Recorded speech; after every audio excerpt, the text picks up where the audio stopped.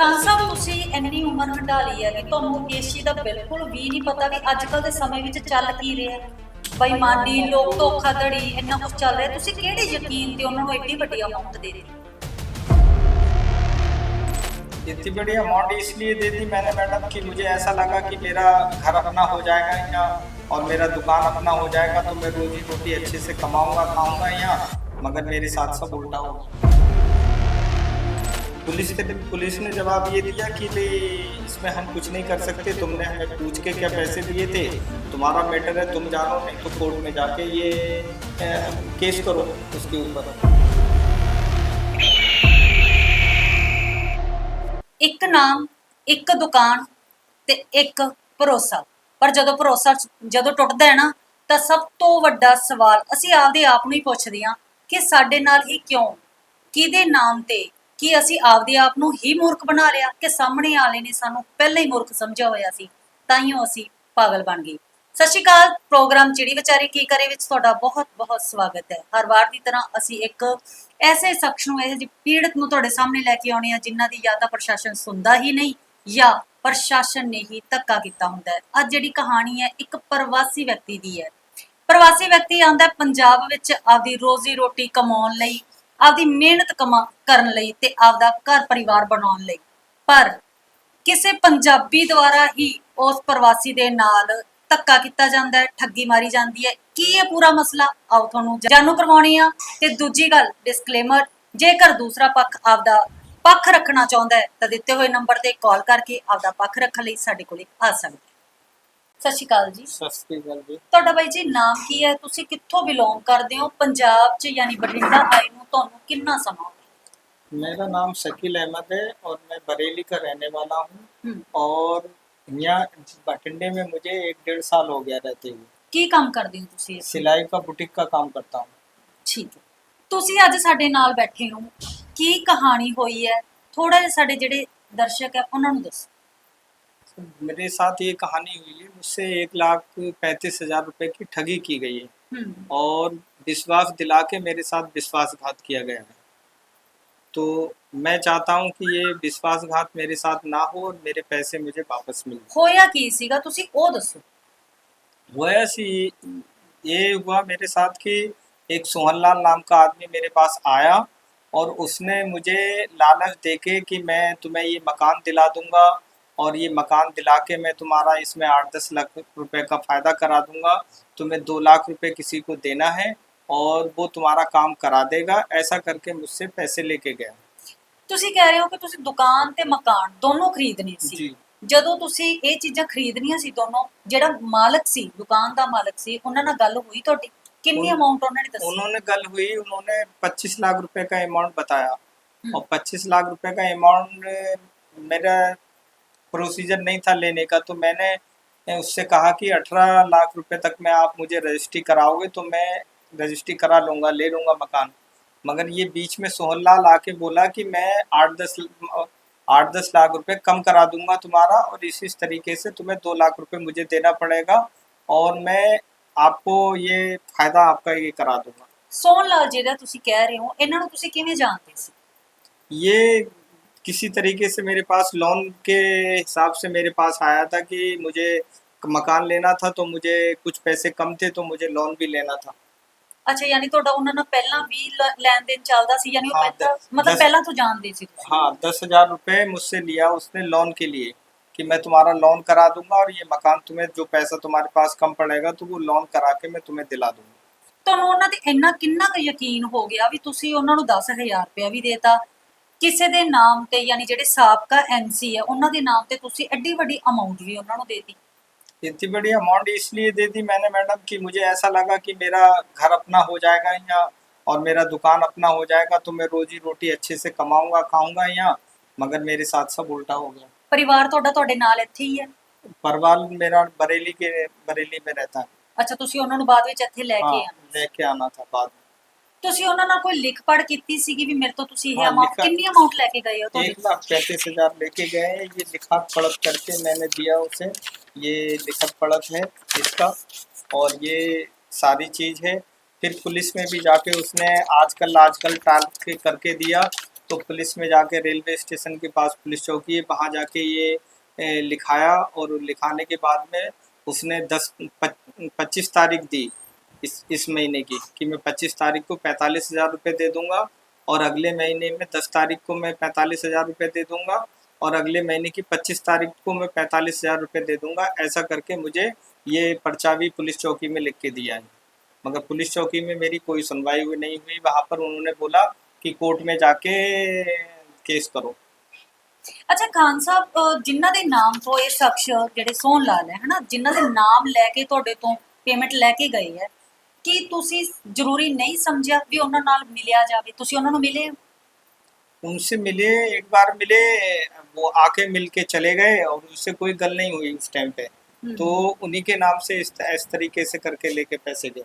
ਤੁਹਾਨੂੰ नहीं ਲੱਗਿਆ कि ਉਹਨਾਂ ਨੂੰ ਮਿਲਣਾ ਚਾਹੀਦਾ ਜਾਂ ਉਹਨਾਂ ਤੋਂ ਪੁੱਛਣਾ ਚਾਹੀਦਾ ਜਾਂ ਉਹਨਾਂ ਨੂੰ ਦੱਸਣਾ ਚਾਹੀਦਾ ਵੀ ਮੈਂ ਤੁਹਾਡਾ ਨਾਮ ਲੈ ਕੇ ਮੇਰੇ ਤੋਂ ਇੰਨੀ ਅਮਾਉਂਟ ਲੈ ਕੇ ਗਈ अब इतना मैम मुझे नहीं मालूम था कि मेरे साथ ऐसे होने वाला है, या मेरे साथ ठगी होने वाली है। मुझे इस तरीके से मालूम होता तो ये सारी बातें मैं करता। मैं तो एक विश्वास के ऊपर था कि मेरा काम हो जाएगा, और इस तरीके से मैंने ਖਾਨ पैसे ਸਾਹਿਬ दिए। ਤੁਸੀਂ ਇੰਨੀ ਉਮਰ ਹੰਢਾ ਲਈ ਹੈ ਕਿ ਤੁਹਾਨੂੰ ਇਸ ਚੀਜ਼ ਦਾ ਬਿਲਕੁਲ ਵੀ ਨਹੀਂ ਪਤਾ ਵੀ ਅੱਜ ਕੱਲ ਦੇ ਸਮੇਂ ਵਿੱਚ ਚੱਲ ਕੀ ਰਿਹਾ,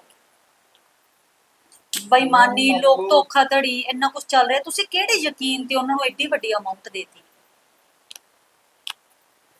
अब इसके बारे में मैं यही कह सकता हूँ मैम कि आदमी अपने फ़ायदे के लिए कोई भी काम करना चाहता है, तो वो उसे फ़ायदा दिखता है तो वो आगे पीछे फिर नहीं सोचता है। ये देखता है कि मेरा काम हो जाएगा, मेरा अपना घर हो जाएगा, मेरा अपना दुकान हो जाएगा, तो उसमें किसी ना किसी पे तो भरोसा करना पड़ेगा।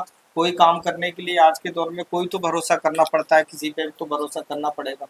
ਖਾਨ ਸਾਹਿਬ ਤੁਹਾਨੂੰ ਕਿਵੇਂ ਪਤਾ ਲੱਗਿਆ ਕਿ ਤੁਹਾਡੇ ਨਾਲ ਠੱਗੀ ਵੱਜ ਗਈ?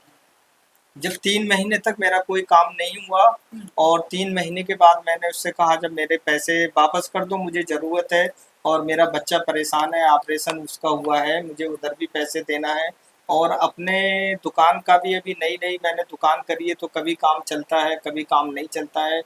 उसके हिसाब से वो पैसे मैंने उससे मांगे वापस करके, तो मुझे आज देना है, कल देना है, इस तरीके से मुझे टालता रहा। तो फिर मैंने MC भाई से बात करी इसके बारे में। ਅੱਛਾ ਤੁਹਾਨੂੰ ਫਿਰ ਅੱਛਾ ਉਸ ਤੋਂ ਬਾਅਦ ਤੁਸੀਂ MC ਸਾਹਿਬ ਨਾਲ ਗੱਲਬਾਤ ਕੀਤੀ ਹਨਾ, ਫਿਰ ਉਹਨਾਂ ਤੋਂ ਕੀ ਜਵਾਬ ਆਇਆ? ਉਹਨਾਂ ਨੇ ਤੁਹਾਡੇ ਤੁਹਾਡੇ ਤੋਂ ਪੈਸੇ ਲਏ ਸੀ? ਮਤਲਬ ਉਹਨਾਂ ਤੱਕ ਪੈਸੇ ਪਹੁੰਚ ਗਏ ਸੀ? उन्होंने तक पैसे नहीं पहुंचे ये उसने नहीं बताया। वो पैसे ये इस तरीके से MC लेके ਸਾਹਿਬ ਨਾਲ गया। ਜਦੋਂ ਤੁਸੀਂ ਗੱਲ ਕੀਤੀ ਉਹਨਾਂ ने ਦੱਸਿਆ ਵੀ ਮੇਰੇ ਕੋਲ ਪੈਸੇ ਪਹੁੰਚੇ? नहीं, उन्होंने दसे पैसे मेरे पास नहीं आए। ਅੱਛਾ ਫਿਰ ਤੁਹਾਨੂੰ ਪਤਾ ਲੱਗਿਆ ਕਿ ਤੁਹਾਡੇ ਨਾਲ ਠੱਗੀ ਵੱਜ ਗਈ ਹੈ। ਠੱਗੀ ਕੀ ਗੱਲ ਹੋਈ MC ਸਾਹਿਬ ਨਾਲ ਤੁਹਾਡੀ? MC साहब से यही गल यही गल हुई कि उसके बाद में उसको बुलाया गया सोनलाल को, और उससे कहा गया कि भाई तू इसके पैसे वापस कर, और तूने लिए हैं पैसे मेरे नाम से तो पैसे वापस कर इसके। तो उसने फिर 8 तारीख दी, पिछले नेक्स्ट मंथ की 8 तारीख दी कि 8 तारीख को मैं 35,000 रुपये दे दूंगा, और उसके बाद में 8वें महीने में मैं पूरा पैसा तुम्हारा दे दूंगा। इस तरीके से बात की, वो भी बात उसने पूरी नहीं की। ਅੱਛਾ ਫਿਰ ਤੁਹਾਨੂੰ ਪਤਾ ਲੱਗ ਗਿਆ, ਹੁਣ ਤੁਹਾਨੂੰ ਉਮੀਦ ਹੈ ਕਿ ਤੁਹਾਡੇ ਪੈਸੇ ਵਾਪਸ ਆ ਜਾਣਗੇ? अब मुझे MC साहब के ऊपर उम्मीद था कि ये पैसे मेरे दिलवाएंगे, और ये सही बंदे हैं, और पंजाब के बंदे रहने वाले हैं, और मैं परदेसी बंदा हूँ, मैं कोई किसी से लड़ाई झगड़ा कर नहीं सकता। तो इसी तरीके से मैंने रास्ता देखा कि MC भाई से कहा मैंने कि साहब मेरे पैसे मुझे दिलवा दो, मैं बहुत मजबूर आदमी हूँ, और नया नया मैंने काम करा है, इधर भी मुझे कोई ज़्यादा अभी रिस्पॉन्स नहीं मिला है इस काम का। तो MC भाई ने कोशिश की। ਜਦੋਂ ਤੁਸੀਂ MC ਸਾਹਿਬ ਨੂੰ ਦੱਸਿਆ ਕਿ ਤੁਹਾਡੇ ਨਾਲ ਤੁਹਾਡੇ MC ਸਾਹਿਬ ਦਾ ਨਾਮ ਲੈ ਕੇ ਮੇਰੇ ਤੋਂ ਪੇਮੈਂਟ ਲੈ ਕੇ ਗਏ ਹੈ, ਫਿਰ ਉਹਨਾਂ ਨੇ ਤੁਹਾਡੀ ਕਿਹੋ ਜਿਹੀ ਮਦਦ ਕੀਤੀ? ਕਿ ਬੁਲਾਇਆ ਉਸ ਇਨਸਾਨ ਨੂੰ? उस इंसान को बुलाया, और मुझे फिर पुलिस चौकी में लेके गए, वहाँ कंप्लेंट कराई, और वहाँ उसने पंचायत के सामने 4-5 लोगों के सामने पैसे देने का वादा किया, और ये पेपर में लिख के दिया पुलिस के सामने कि हाँ मैं पैसे वापस कर दूंगा 3 किस्तों में। ਉਸ ਤੋਂ ਬਾਅਦ ਕੀ ਹੁੰਦਾ? ਪੁਲਿਸ ਨੇ ਤੁਹਾਡਾ ਸਾਥ ਦਿੱਤਾ, ਪੇਮੈਂਟ ਆਈ, ਜਾਂ ਤੁਹਾਨੂੰ ਕਿਸ ਤਰ੍ਹਾਂ ਦੇ ਜਵਾਬ ਮਿਲਦੇ? पुलिस ने जवाब ये दिया कि भाई इसमें हम कुछ नहीं कर सकते, तुमने हमें पूछ के क्या पैसे दिए थे, तुम्हारा मैटर है, तुम जानो, नहीं तो कोर्ट में जाके ये केस करो उसके ऊपर। ये ਤੁਹਾਨੂੰ ਪਤਾ जवाब ਹੈ ਕਿ दिया। ਕਿਹੜੇ ਕਿਹੜੇ ਪੁਲਿਸ ਆਫੀਸਰ ਸੀ ਜਿਨ੍ਹਾਂ ਨੇ ਇਸ ਤਰ੍ਹਾਂ ਦਾ ਤੁਹਾਨੂੰ ਜਵਾਬ ਦਿੱਤਾ? अब नाम तो मैं नहीं जानता मैम उनके, अब वो ਕਿਹੜੀ ਤੁਹਾਨੂੰ ऑफिस में बैठे ਕਿਹੜੀ हुए थे। ਚੌਂਕੀ ਜਾਂ ਕਿਹੜਾ ਥਾਣਾ ਪੈਂਦਾ ਤੁਹਾਨੂੰ? रेलवे स्टेशन के पास में थाना है मैम, ਹਮ, वहाँ पर गए थे और उन्होंने कल कोई रिस्पॉन्स वाली बात ही नहीं करी। उन्होंने कहा कि तुम जाके अपना मैटर देखो और जाके कोर्ट में केस करो। ਹੁਣ ਤੁਹਾਨੂੰ ਤੁਸੀਂ ਕਿਸ ਤਰ੍ਹਾਂ ਦੀ ਪ੍ਰਸ਼ਾਸਨ ਤੋਂ ਉਮੀਦ ਰੱਖਦੇ ਹੋ? प्रशासन से उम्मीद तो मुझे बहुत थी कि ये मेरे पैसे दिला देंगे। जिस दिन ये पेपर लिख के दिया था उसने पैसे देने के लिए कि मैं 3 किस्तों में पैसे दे दूँगा, तो उस दिन तो मुझे पुलिस से बहुत उम्मीद थी कि यहाँ की पुलिस मेरे लिए बहुत अच्छा काम करेगी, मुझे इंसाफ दिलाएगी। मगर 25 तारीख को जब मैं गया तो मुझे कोई पता नहीं चला कि ये लोग मेरे साथ क्या कर रहे हैं और क्या मेरे लिए डिसीजन ले रहे हैं, मुझे कुछ समझ में नहीं आया। ਤੁਸੀਂ ਐਮਸੀ ਸਾਹਿਬ ਨਾਲ ਤਾਂ ਗੱਲਬਾਤ ਕੀਤੀ ਕਿ ਇਸ ਤੋਂ ਇਲਾਵਾ ਤੁਸੀਂ ਆਪਦੇ ਭਾਈਚਾਰੇ ਨਾਲ ਗੱਲਬਾਤ ਕੀਤੀ? भाईचारे नाल गलबात की थी। ਹੋਈ ਸੀ ਗੱਲ ਤੁਹਾਡੀ? जी। ਕੀ ਕਹਿੰਦੇ? तो एमसी भाई ये बोले कि तुम टेंशन मत लो, मैं तुम्हें पैसे दिलवाऊंगा उनसे और ਐਮਸੀ वो ਸਾਹਿਬ ਤੋਂ पैसे ਇਲਾਵਾ ਤੁਸੀਂ ਆਪਦੇ ਭਾਈਚਾਰੇ ਨਾਲ ਗੱਲ ਕੀਤੀ ਜਿਹੜੇ ਕਿ ਪਰਦੇਸੀ ਪ੍ਰਵਾਸੀ ਨੇ ਜਾਂ ਤੁਹਾਡੇ ਆਪਦੇ ਜਾਣ ਪਛਾਣ ਵਾਲੇ?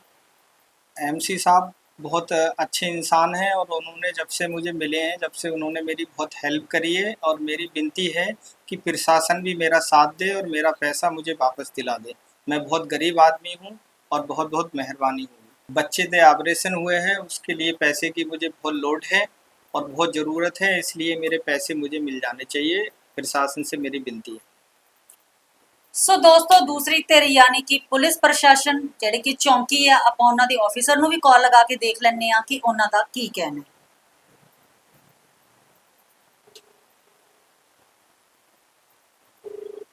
ਤੁਹਾਡੇ ਵੱਲੋਂ ਡਾਇਲ ਕੀਤਾ ਨੰਬਰ ਹਲੇ ਵਿਅਸਤ ਹੈ, ਕਿਰਪਾ ਥੋੜੀ ਦੇਰ ਬਾਅਦ ਕੋਸ਼ਿਸ਼ ਕਰੋ। ਸੋ ਦੋਸਤੋ ਗੱਲਬਾਤ ਕੀਤੀ ਖਾਨ ਸਾਹਿਬ ਨਾਲ ਤੇ ਇਹਨਾਂ ਨਾਲ ਇੱਕ ਵਿਸ਼ਵਾਸ ਦਿਵਾ ਕੇ ਕਿਵੇਂ ਧੋਖਾਧੜੀ ਕੀਤੀ ਗਈ। ਤੇ ਹੋਰ ਵੀ ਚੀਜ਼ ਦੇਖੋ ਵੀ ਜਦੋਂ ਕਿਸੇ ਕਮਿਊਨਿਟੀ ਦੇ ਨਾਲ ਕੁਝ ਵੀ ਹੁੰਦਾ ਤਾਂ ਦੂਸਰੀ ਕਮਿਊਨਿਟੀ ਬਿਲਕੁਲ ਵੀ ਸਾਥ ਦੇਣ ਵਾਸਤੇ ਰਾਜੀ ਨਹੀਂ ਹੁੰਦੀ, ਕਿਉਂਕਿ ਪੰਜਾਬ ਵਿੱਚ ਨਾ ਇੱਕ ਟ੍ਰੈਂਡ ਹੀ ਚੱਲ ਗਿਆ, ਲੋਕਾਂ ਦੀ ਕਹਾਵਤਾਂ ਹੀ ਹੋ ਗਈਆਂ ਕਿ ਪ੍ਰਵਾਸੀ ਜਿਹੜੇ ਆਉਂਦੇ ਆ ਉਹ ਪੰਜਾਬੀਆਂ ਤੇ ਵਾਧਾ ਕਰਦੇ ਆ। ਪਰ ਐਮਸੀ ਸਾਹਿਬ ਨੇ ਵੀ ਬਹੁਤ ਵੱਡੀ ਆਪਣੀ ਦਰਿਆਦਿਲੀ ਦਿਖਾਈ ਹੈ ਕਿ ਇੱਕ ਪ੍ਰਵਾਸੀ ਦਾ ਸਾਥ ਦਿੱਤਾ ਹੈ। ਚਲੋ ਆਪਾਂ ਇਸ ਨੂੰ ਦੋ ਤਰੀਕੇ ਨਾਲ ਵੀ ਦੇਖ ਲੈਂਦੇ ਆ ਕਿ ਇੱਕ ਸ਼ਖਸ ਦੇ ਨਾਮ ਤੇ ਜਿਹੜਾ ਕਿ ਮੌਤਬਾਰ ਇਨਸਾਨ ਹੈ ਉਹਦੇ ਨਾਮ ਤੇ ਠੱਗੀ ਵੱਜੀ ਹੈ ਤੇ ਸਾਡਾ ਵੀ ਫਰਜ਼ ਬਣਦਾ ਹੈ ਕਿ ਉਸ ਇਨਸਾਨ ਨਾਲ ਜਿਹੜਾ ਕਿ ਪੀੜਤ ਹੈ ਉਹਦਾ ਸਾਥ ਦਈਏ। ਜਦੋਂ ਉਹ ਇਨਸਾਨ ਪੁਲਿਸ ਕੋਲੇ ਜਾਂਦਾ ਤੇ ਪੁਲਿਸ ਕੋਈ ਰਿਸਪੌਂਸ ਨਹੀਂ ਦਿੰਦੀ, ਹਾਲਾਂਕਿ ਦੇਣਾ ਚਾਹੀਦਾ ਕਿਉਂਕਿ ਇੱਕ ਜਿਹੜਾ ਸ਼ਖਸ ਹੈ ਉਹ ਗਿੜਗਿੜਾ ਰਿਹਾ ਹੈ ਪਰ ਪੁਲਿਸ ਦਾ ਰਵੱਈਆ ਬਹੁਤ ਜ਼ਿਆਦਾ ਖਰਾਬ ਹੈ। ਸੋ ਤੁਸੀਂ ਆਪਣੇ ਕਮੈਂਟਾਂ ਰਾਹੀਂ ਆਪਦੇ ਵਿਚਾਰ ਜ਼ਰੂਰ ਦਿਓ ਤੇ ਸਾਨੂੰ ਤੋਂ ਇਜਾਜ਼ਤ। ਸਤਿ ਸ਼੍ਰੀ ਅਕਾਲ।